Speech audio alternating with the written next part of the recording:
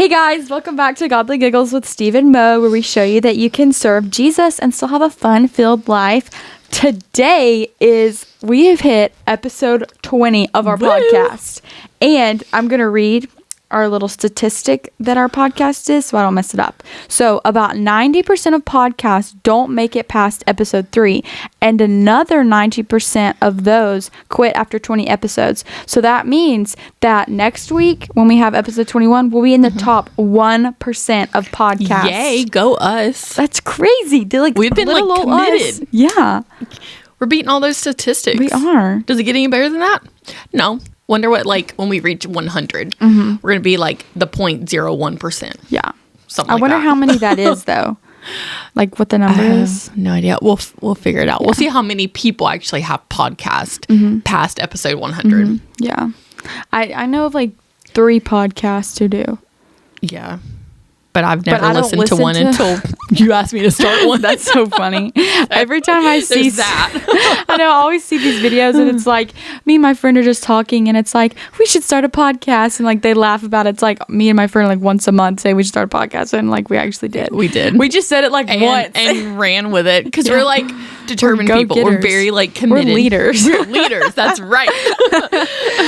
So today we're a little more organized, a little more structured today. Yes. And so today we're going to talk first about our week, and then we're going to go into some fun topics to talk about. So we're going to go into a little overview of our week and what we did. Yes. So this week I had a birthday. Yes. So it was so awesome. And we went to one of my most favorite restaurants ever. And it's Yumi Ramen Bar in Peachtree City. Good job. You still had to think about it. I did have to think about it. And so we went there. I had ramen with, it's so funny. I get a pork one and I take out the egg and the pork. So it just tastes, you just it the just taste has of the it? Flavor, yeah. But I'm not a huge meat eater. Yeah. You knew that, right? Okay, so I had to get rid of and some bamboo sprouts or something that's in there. Had to take them out too. Okay. Pretty basic ramen girl. Some noodles, some corn. That's all some I broth. eat too. Whatever else is in there. Yeah. Oh, they do have mushrooms. They're the stringy mushrooms, and they're so good. Love them in it. I do not like mushrooms. Yeah, these are good. They're not normal looking mushrooms. But did you eat somewhere this week? No. Y'all, I'm broke and I'm saving for Italy, so I didn't go out to eat. I don't normally go out to eat very often. Our family doesn't either. You literally ate breakfast, lunch, and dinner at home. Yes. All 3 meals and snack. You ate snack at home too? Well, I mean, sometimes I was babysitting, so I was at other people's homes, so I ate their food. Their snack. Yeah, but I normally don't go out to eat all the time. Did you eat the toddler snacks? The little pinchable, whatever those things are, puffs. Yes. Did you eat some of those? Well, some of them. Well, one family I babysat, they couldn't have sugar past certain time because they'd already had enough, and it makes their kids go crazy. So I didn't want to eat sugar in front of them because they can't have it, because they'd be the type of kids to just go in there and eat it just because I said no. Oh, yes. So I was we're not going to do that today. Not even pulling that snack out. I made this thing. I've cooked so much this week because I took dinner to a lot of people, and my mom worked 3 days this week, and so I cooked on the days that she was working. And so I cooked this thing. I don't know if you've seen it, but it's it was really popular a few months ago. It's you take a casserole dish and you put a block of feta cheese in it, and then you put broccoli and tomatoes around it, and then you lay chicken on top of it, and then you cook it in the oven, and then you boil noodles, and then you take the chicken off and shred it, and then you put it back on and you crush all the tomatoes and then mix it up with the cheese, and it's pasta sauce, and then it's the broccoli, so it's a little casserole, and then you put the noodles in there, and it's this great dish. And so I made it, and it was so good. That sounds awesome. Is that the one that you were laying in the floor waiting to cook? Yes. Oh, because I never saw the finished product. Oh, I should have taken a picture. Yeah, that was the roughest day of my life this week. Apparently. And so you was laid out. It was 8 o'clock before we ate. In the kitchen floor. Yeah. So I was waiting. I was just ready to eat it. But did you have any cool drinks this week from Starbucks, or you've been making a lot of stuff at home too with your coffees, iced coffees, your straight black coffee. Have you had any cool drinks this week? I think I did that. Okay, y'all, let me just tell you. So Monday, it was not my favorite drink, but I guess it was a cool drink. I had some black coffee because I was tired when we came to film on Monday, and I was like, I need to be awake so I don't look like a bump on a log next to Stevie. And so... And girl talked the whole podcast. Yeah, you could tell. And I stayed up till 3 o'clock in the morning working and finished every single one of my school assignments for this week. Maybe you should do that every week. I know. Normally, my mom was like, oh, like, you'll have so much homework to do when you get home from youth. I was like, nah, girl, I finished that all on Monday. Because it's like for the past 2 years, Sunday, which is when everything is due, is like my crunch days. And I go finish everything because I'm a procrastinator when it comes to that stuff. But never would have guessed that. Just yeah, it's really in my room. This week has just been, it's lasted forever. And so many things have gone wrong. It has just not been my week.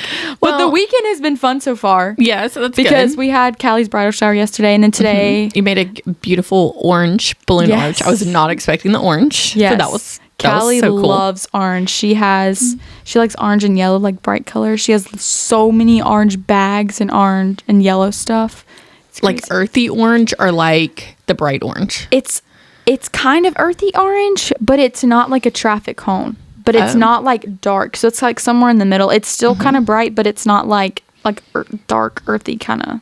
Okay, gotcha. Looking. Because I could tell like the balloons were not super bright, right? But they were also like this clear pearly kind of color to them too. I used them in the back just in case. Did? Yes, they're on the four that yes pop. There was orange balloons all in my work though. I did see them. They popped. In the yard? Yes. Yeah. I don't know if I didn't know if lawn guy ran over them or if they all popped. Because there was like pieces of orange balloons. I didn't tell you. They're like when I opened the back of the car, they all flew out. I had like 30 balloons back there probably, and most of them are orange. I had a picture. 4. I know. That's so Those crazy. are the only ones that I was holding because I had opened the back of the car just a little bit so I could slide up in there and hold them. And then they all fell out of a crack this big because I had to drive my Nana's car, and it's the kind of the back where you can like make it stop. Yes. And so I was just like, I probably look ridiculous. My legs were hanging out of the back of a car holding the balloons, and the only balloons that stayed were the 2 that I had my hands on. They were all the way at that house behind your shop in the woods. I have a picture of the balloons all the way in the woods across within like 5 seconds of the opening. Like a massive blueberry bush out our tree. I don't even know. It's so big. There's like multiple of them. And there was orange balloon like poppings all in. I didn't want to tell you, so I like didn't want to litter and like get in trouble. Like, oh yeah, those neighbors are so mean. They're gonna come get us. No. But I was like, oh, it was terrible. Too funny. What drink did you have? I know you had one. I actually went with a loaded tea this week. It's down in Hollandville. It's called Pike Nutrition. Hollandville? Yes. Oh. Yes, Pike Nutrition. Where is it? It's behind the gas station. Oh. Frank's. Like they have like a drive-through on the backside. You can drive through there. Huh. And it was, I don't know, they're new. They've opened maybe 3 months ago when all of that stuff opened. You know how they rebuilt Hollandville and stuff. So it's called a Pink Burst. Oh. So it's like supposed to be like a pink starburst. Yeah. But That's it's funny. pink and it tastes so good. That's so funny because it's Pike Nutrition, and then in Zebulon it's Pirate Nutrition, and then they have a pink Starburst drink. Oh, do they? Yeah. I feel like they probably, a lot of those little nutrition places have some like things of that are similar, you know, just because there's only so many flavors. Good. Yeah. Okay. And that one was just really good. But I get Spark, which is like the lowest caffeine, but it has a little bit of caffeine in it. How much caffeine is it? Because like energy drinks have a lot of caffeine. I think it's only like 75. Whatever I don't know why I asked is. that. I don't know if that's a lot. I don't drink energy. It's the lowest one, like because they go up to like I think maybe like 175 or 200 is like the highest caffeine. That seems like that they make healthy. Yeah, but people get loaded teas all the time, but I'm like, y'all, I already talk a lot. You give me a loaded tea, so they don't need to be judging you when you have your coffees. Yeah. So, and caffeine doesn't really do that to me for like coffee, you know, like how you said that. I will drink a cup of warm coffee before bed and go to sleep. So why do you drink it in the morning? Because I know like you get tired sometimes. You're like, oh, I'm going to need some coffee. So like, well, I get a caramel macchiato from Starbucks, and it's espresso. Yes. Oh, so the espresso wakes you up, but not the coffee. Yes. Okay. And then I have a Keurig. So really, how strong is it with water running through it immediately. So there's that. Yeah. That's probably not. So that's probably why I can sleep, because it's like warm creamer. Warm coffee makes me nauseous. Like it's just because normally when I drink it or anything that tastes like coffee, it's cold. And so when I drink it warm, it's like, this is wrong. Like it's been sitting out for too long. Like I can't drink it. It makes me like think I need to go to bed. Like warm, like a cup of hot milk or something. Like warm milk before you go to bed. Yes. Yeah. So that was, those were my drinks. I do have a caramel macchiato now. I got that at lunchtime today. And then my low tea was like really good. Yeah. Did anyone say anything to you this week that like stuck to you, that are stuck with you, or made you like, oh, that wasn't very nice, or just question anything? Yeah. In general. Well, I had something that like stuck with me. I'm sure there were lots of things the bad people said, but I try not to remember those. Yes. So I was talking to one of my friends, Kinsey, in yearbook, and we were talking about, I had to get, because in yearbook we have to get quotes from people. And I was like, oh, I need to get quotes from like people, because I have like 35 different pages that I'm working on for other people and stuff. And I was like, oh, but I don't want to text her, because then like we're not really besties, and I just don't really like her that much. And she was like, oh, like who is she? Because she's always trying to like figure out like who my friends are and who I'm talking about and stuff. And did you tell her I was your friend? She didn't straight up ask, but just she sees all of her stuff on Instagram and talks about it. Okay, I will. And she was like, how old is she? Blah, blah. I was like, oh, she's younger. I think she's like a freshman or something. She was like, a freshman? She was like, Molly, you cannot not like people who are like a freshman. That's like hating a toddler. And I was like, that is so smart. And I told Avery about it. She was like, that's really smart. And Kinsey, she's so special. And so her saying something like so wise like that. For her to say something so wise. I know. And so it just kind of stuck with me. Smart. like it's like, I don't hate anyone, but there's just some people that I don't like being around, and that's okay, but it's not like I'm mean to her. It's not okay though. What? I want to be around. I'm kind to her. I'm just kidding. Okay, as long as you're kind. Yes. And it's not, she doesn't know that you don't want to be around her. And so I was just like, that's so like smart. Like why should I waste my time and energy on like not liking this person when I could focus my energy on like liking somebody else and having a good time with some of my other friends. And so I've just like thought about that all week and just was like, wow, like Kinsey, that was so smart. Good job, Kinsey. You had some good advice for Molly this week, because she actually talked about it on the podcast. Yeah. So I had something that was, I don't know, it's kind of funny, but like not at the same time, because she was so serious when she said it. But one of my coworkers I came out of the basement. So imagine me like walking up some stairs. I have a load of towels, because I'm a hairdresser, so I'm going to fold them. And so I'm holding like towels, okay, and I look so goofy. I have on like my cheetah print pants. I have on my green Adidas. I have on a Benson Boone shirt and a hat, okay? So like I thought it was like the coolest outfit ever, but that's so cute. It is so cute, but not when I'm like about to tell you what she said. Oh. And then I have all these towels, and she looks over at me and she's like, I cannot believe you're going to be a pastor's wife. And I was just like, okay, I'm just curious, like, why you just said that, because she's my coworker, so she and I can talk like that. Yeah. And so I was like, well, why you say that? She's like, because you're so cool. I was like, oh, thanks. I had no idea where she was going to go with this. Yeah. But she's, I don't know that she listens to this, but I do know that she does not go to church. And so it was just so interesting, because she goes, you're not the typical pastor's wife. And it like clicked with me for a second, and I was like, you know what, it may take me being me and my weird self to get someone to come to church, right? Because they know that I'm not the typical stereotype of what she had in mind for a pastor's wife, right? And so she may not want to like go to a church where, not that that's wrong, there's nothing wrong with it, but she may have been like hurt by like church hurt or something like that, and like make her want to come to something. Or she had a different expectation of a pastor's wife, that they're perfect and dress a certain way, look a certain way, they do a certain thing.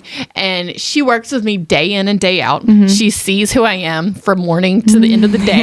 That can become very stressful. Yeah. But I feel like I still hold it together in front of her without thinking about holding it together. Does that make sense? Yeah. I never lose my cool or anything at work. And really? Yes, really. Wow. Like for real. Because I have to keep it like professional. Like, what do you do with all of those like feelings? You know, like I call Josh on my way home. Oh, okay. Or I text you. Because me and Caitlin, we've talked about this, and we're like, we just like when we don't like respond back to people, and we'll just be like I can just feel like all of these like unsaid and feelings and stuff, and they're just in, and like they have got to come out. And I can't imagine like it depends on like what yours is. I'm dealing with people like one-on-one, and most of them are happy and excited because they're about to get their hair done. Right. You know? No, I'm not saying that, but just like working in general. Like there's lots of things that can go wrong, and just that like day-to-day stuff that not your clients. No. Like, I just thought you meant like with just how you feel with people and like, what no, I just mean like specifically like it's your work because you know that you're working with the same people like every day, a group of women, too, in a very close setting, right? Like, constantly, it's not like your own little. Yes, but I feel like I stay so busy that I don't really get to interact with everybody. Have time to react. To like, hey, what you doing? Like I don't have time for that. But I do feel like she does always come to me, like if she needs to talk about something in the business world, like she does come to me, and she's told me, she's like, because you're just level headed, you just listen. And my mom sometimes will go from 0 to 100 when someone has something to say about something. And so I'm just like, you know what? I'm going to hear you out. I'm going to listen to you all the way. And then if you want my thoughts or opinions, I will share them. If not, maybe you just need to vent on something. Yeah, you know? You're very good at that. I haven't thought about that before, but I've had to talk to you about a few things, and you just like stay quiet and you listen, and then like you'll like calmly give your answer of like what you think I should do or something, or like do I? Yes, and it's a very like adulty. Like if I would ask my mom or something, she would like it's something like that they would say. She would say too. Okay, so I feel like at work I have to like. I don't have to be something, but I'm just me. And and she gets to see that. And so it was just, it kind of stuck with me, or it has obviously, because I've heard it from several people, but to hear it from someone who doesn't go to church and then at the end of our conversation, like we're talking, this happened all in like maybe 90 seconds. She's like, you know what? I might just come to church on Josh's first Sunday. And I was like, yes, girl, come on, you sit right next to me. Yeah. I'm have a lot of people sit next to me because I keep telling them that. Sure do. I ain't even going to be in there because I'm teaching kids church. Well, not on his first Sunday. Yes. Just his first Sunday. He won't be. I think I am actually teaching. March? April. I know, but I'm saying his first Sunday is March 30th. No. That's Pastor V's last Sunday. Oh, duh. Yeah, girl. Sorry, my head's a little. You ain't gonna be in there either because you teaching with me. I know. You were volunteering. You signed up. They can come back there and volunteer with us. You can sit right next to us and teach the lesson. Oh, you need some help? Yeah.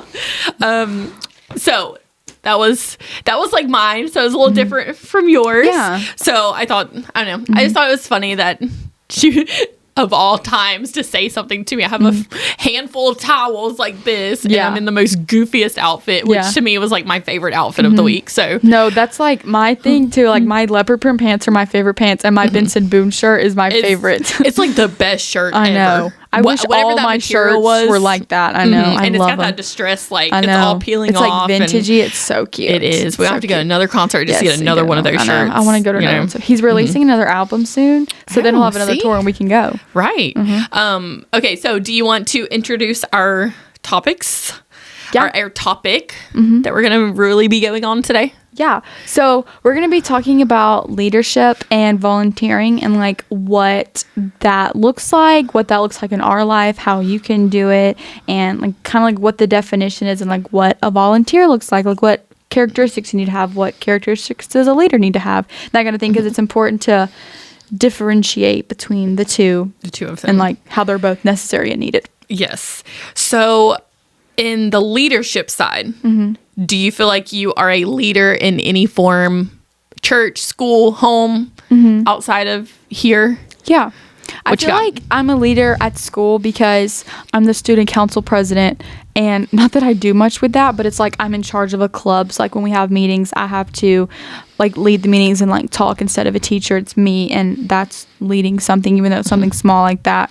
And I'm a yearbook editor in my class, so it's my responsibility to make sure that the yearbook gets done. And if someone doesn't do their page, it's my responsibility to get it done. And that's really leadership that I've had to do a lot this year, because I've had to take on a lot more responsibilities that weren't mine at the beginning of the year, which has been fine, but it has just taught me leadership. It's not always pretty, because you have to, when there's a deadline, like our whole book is due on Monday. And they're looking at you. Yeah, because like it has to be done. And then I would say at church, like I lead worship every Wednesday night, and then whenever we do like our little Bible study questions, I'm the one leading those and like trying to get answers out of everybody. And I really try to include people who are, you know, a little quieter and maybe they don't know the answer, but try to like not dumb it down, but like how would you like apply this, and try to ask different questions to make them talk, because I feel like a big part of being a leader is like including people, and maybe they don't know the answer to a spiritual question, but asking them something that could segue back into the question. And that's something I have to learn with doing like the questions for the past couple years. And then at home, I'm the oldest girl, and I'm the oldest, period. Yes. So whenever my mom works, I'm cooking dinner. If chores aren't done, if the kitchen's not done, I'm cleaning it. Did your mom help you with chores today? No. Well, she told me that I just needed to clean my bathroom, and that didn't. But she said I could do all my laundry when I come home, because I've had so much laundry I need to fold. Okay. In my room. I told Molly's mom that if she could help her do her chores, because she told me not to. I was like, tell your mom to do them, because we have a very important podcast today. So can y'all switch roles for today? Can your mom do your chores, and you come film with me? Yeah. And she just told her she could do it later. Yeah. So that was kind of my next question, is like, what are some characteristics of a leader? And I feel like you just said a few of them, but like, what do you think the characteristics that you have that kind of qualify you to be a leader?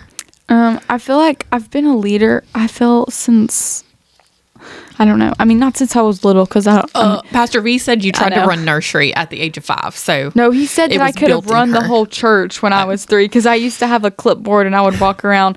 But I just feel like since I'm the oldest, I've been around adults in this church my whole life, and so I always have said that I'm so much more comfortable talking to adults than I am kids or people my own age, because I've just grown up talking to adults. Like I could carry on a conversation with like Miss Myrtle or Mr. Charles, like till the cows come home. But if you put me in front of some stranger that's my age, like, no, I could not talk to them, which is so weird, because so many people I know are not like that. And I feel like that's what makes me different, that I feel like in some parts my mindset is a little more mature, and so I'm looking, because I've been around adults so much of my life, because like I was the first grandkid on one side, and then I have a lot of older cousins on my other side of the family, so I've always been surrounded by older people. And being the oldest with now younger kids, I've been like, I have to set an example for them of like what a leader looks like, how to be older.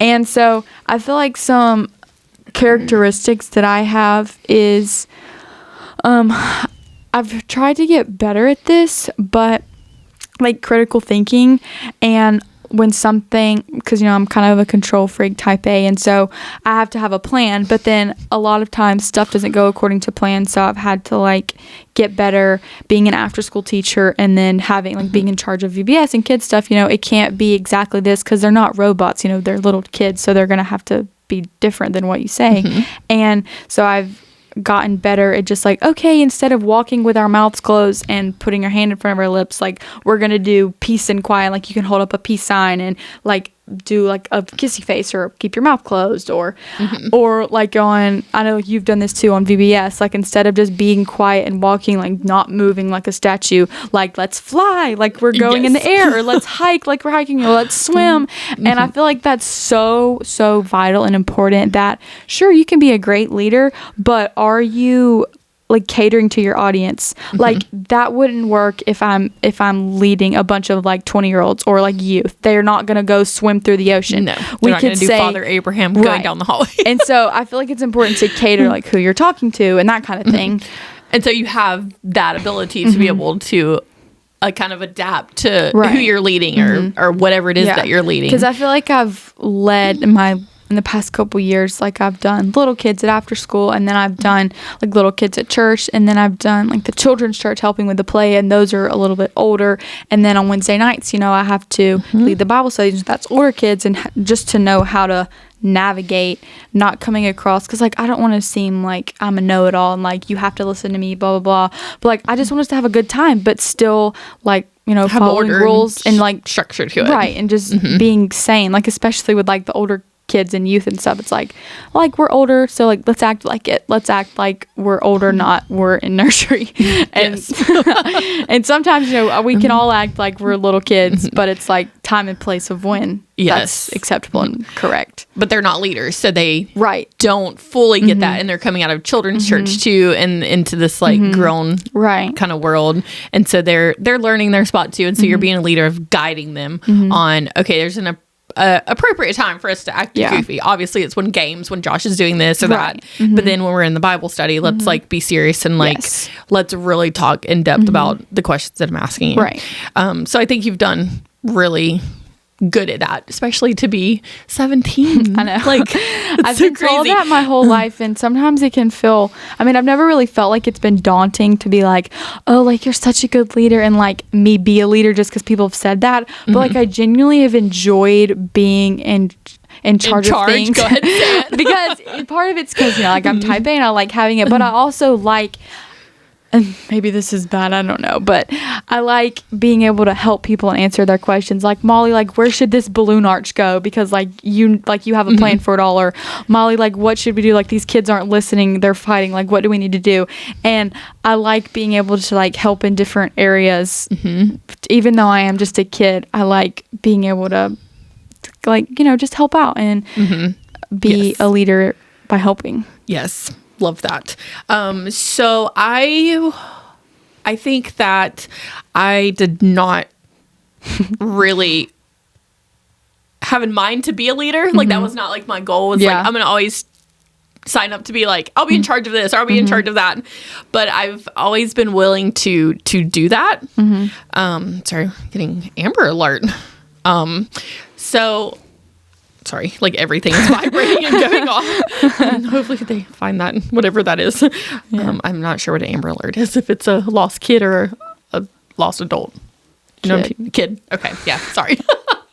Anyways, sorry, everything just vibrated. But I am definitely willing to do that, but I wasn't like, hey, I'm going to be whatever, Right. But I feel like I do have the ability to lead. Like now? Yeah. Like when you were young, because when I was younger now, I was like, I'm just over here. You want me help with something? Count me in. Yeah. But that was about it. Like volunteering type stuff. But as I've grown older and then like in different phases of life, I've learned that I have to lead some things and like being willing to do that, because I've just talking with some people, they're like, hey, I'll help you out with this or that.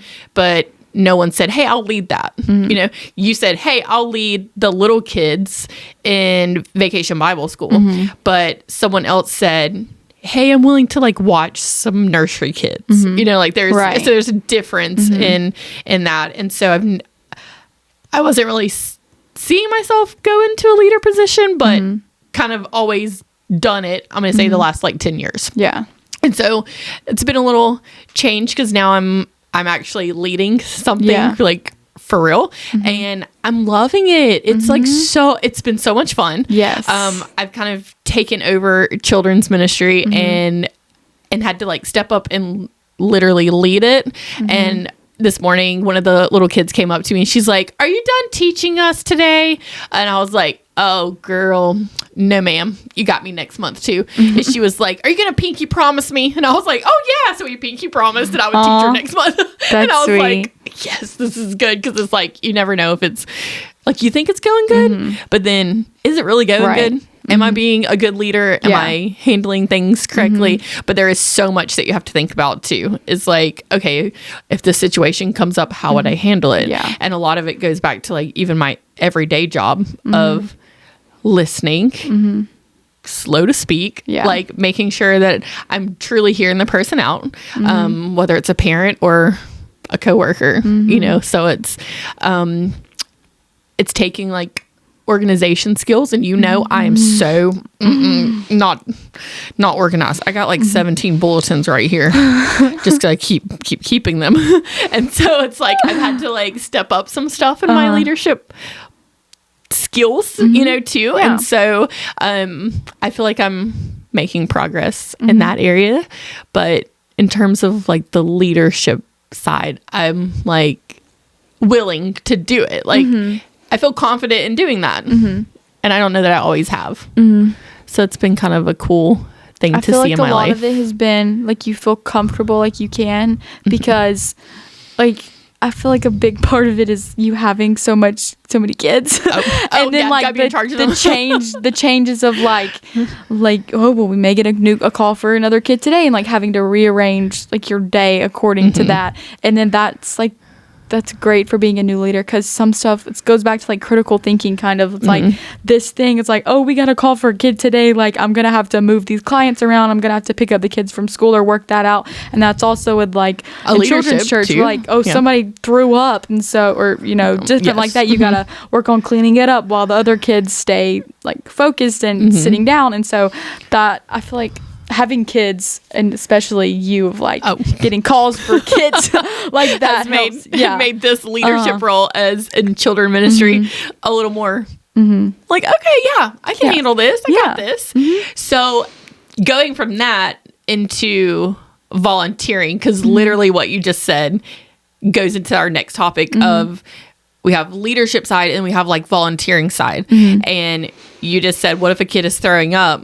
Okay, volunteers are so important. They're just as important as the leader, because yes, I'm going to handle this, but I got to have a volunteer that's like covering the class while I go and like take this kid back to his parent. Or vice versa. As a leader, you have to be, as the leader, say, okay, volunteer, I need one to come watch this class. I need the other one to go get me cleaning supplies while I comfort this kid who's puking. Yes. Or the volunteer does or that. Like anything, you have to be the leader. If they don't like throwing up, then we'll switch roles. You just got to be a leader to know and do that. But then volunteers, because, you can't have a leader, because then who are they leading? Yes. And they can't do all the jobs by themselves. You have to have volunteers and helpers to come along. Yes. And so volunteers are so important in the whole ministry, but also like just, I mean, I volunteered in Honduras. I volunteered at an orphanage in the Philippines for a month. Like just as a volunteering, whether it's in the church or outside the church, is so important for so many ministries, so many organizations, just to be able to function and do the amazing things that they do. So we're going to talk like from a church standpoint for a second. Like, why do you think it's so important that we have volunteers in the church? Because like without volunteers, it wouldn't run. Absolutely. Because, and I, like when I think of volunteer, like I just thought of, like most of the time when you think volunteer, it's like they're not getting paid to do something rather than, and so like there's only a handful of jobs at church that you get paid for, but like the volunteers on Sundays and Wednesdays, and like the nursery, they don't, and like the MOPS leaders and like my dad, like teaching, like they don't get paid for that, but they're volunteering to be a leader because they see that need. And it reminds me of this verse in 1 Corinthians when it's talking about how everybody, like you can't have a whole body made of eyes, because then like what would the point of smelling be? Or you can't have a whole body full of ears, because then how would you see? And so it's like every piece is so important. So like you can be an eye, but I'm a finger, and so they don't have the same job, but they're both so important because you can't function without all of them. Right.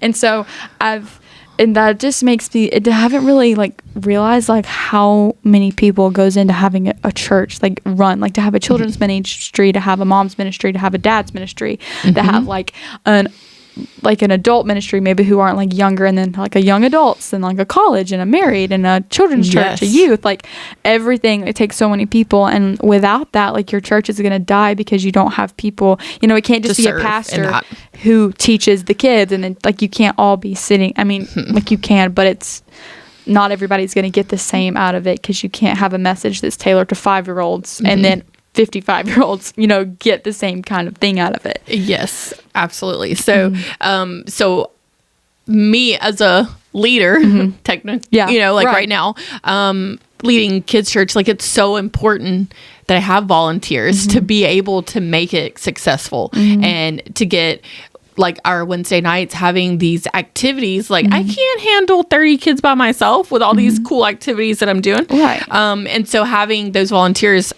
make it possible. So as much as you need a leader, you can't function without your volunteers. And so I hope that all of any church volunteers, anybody who volunteers understands how appreciated and important that they are, because they literally make the ministry work. They make it function as a whole.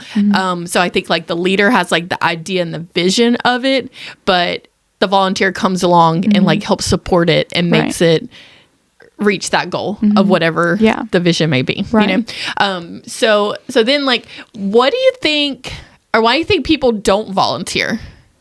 I have some ideas from like a 36-year-old, because I just had a birthday, you know, had to grow a year older. So I think people don't volunteer like in church ministry sometimes because like maybe they're scared of kids or they don't want to change a dirty diaper. Like, trust me, all of the above. Totally understand that too. Or maybe like I just need to be in the sermon this week because sometimes, you know, when we have volunteers, we do call on them a lot because we don't have as many volunteers.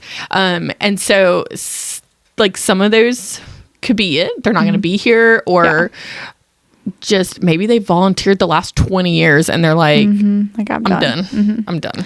Yeah. I feel like if you would be, you know, I feel like the main volunteer part is like in children's ministry. Like here, that's what we need the most of, is like serving in children's ministry on Sundays and Wednesdays or nursery.